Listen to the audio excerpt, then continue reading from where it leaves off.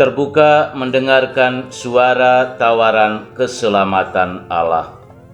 Saudara-saudari umat beriman yang terkasih, hidup kita ini tidak luput dari banyak tawaran, mulai dari yang baik sampai kepada yang buruk. Tawaran itu tidak memandang umur, tua atau muda, memiliki jabatan atau tidak punya jabatan. Tawaran bisa datang kepada kita melalui barang atau sesuatu, dan bisa juga datang melalui orang-orang. Ular yang ditampilkan dalam kitab Kejadian pada hari ini adalah binatang yang paling cerdik dari segala binatang di darat. Dengan kecerdikannya, ular itu datang kepada wanita dan menawarkan godaan agar buah pohon yang terlarang dalam Taman Eden itu bisa dimakan. Ular yang cerdik itu berusaha mencari peluang untuk menjatuhkan wanita itu dengan berkata, "Sekali-kali kamu tidak akan mati, tetapi Allah mengetahui bahwa pada waktu kamu memakannya, matamu akan terbuka dan kamu akan menjadi seperti Allah, tahu tentang yang baik dan yang jahat."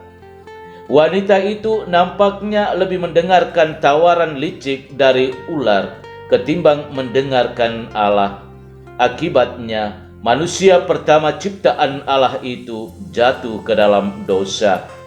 Mereka baru terbangun dari kejatuhan mereka ketika mata mereka terbuka dan mengetahui bahwa mereka telanjang.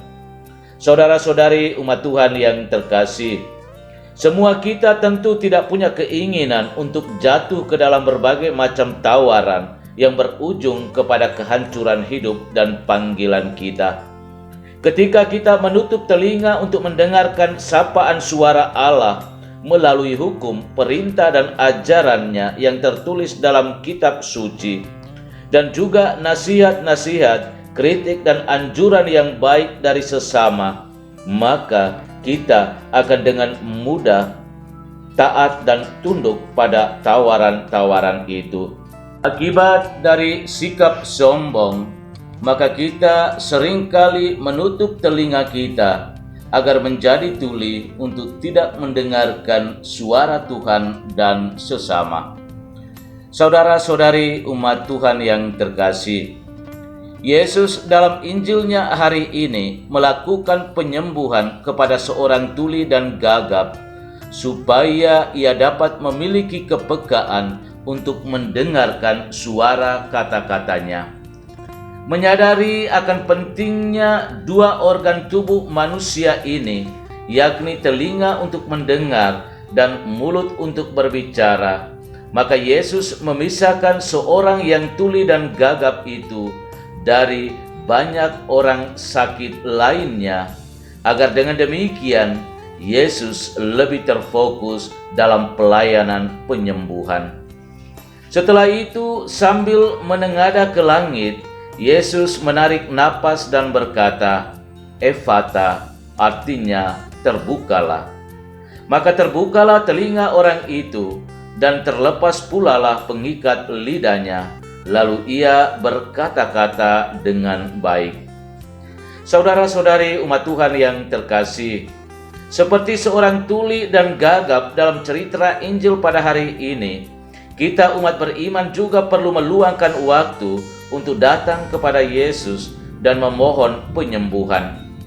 Biarpun secara fisik kita tidak tuli dan gagap, tetapi secara rohani masih ada banyak hal dalam hidup kita yang telah menyebabkan kita menjadi tuli dan gagap untuk mendengarkan suara ajaran dan perintah Tuhan dalam kitab suci, serta nasihat-nasihat yang berguna dari sesama.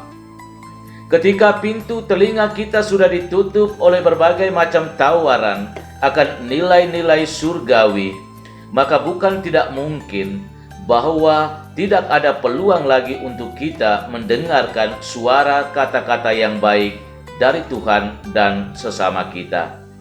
Karena itu, mari kita datang kepada Yesus dan memohon penyembuhan. Semoga hidup kita juga tidak menjadi licik seperti ular yang selalu mencari peluang untuk menjatuhkan sesama kita.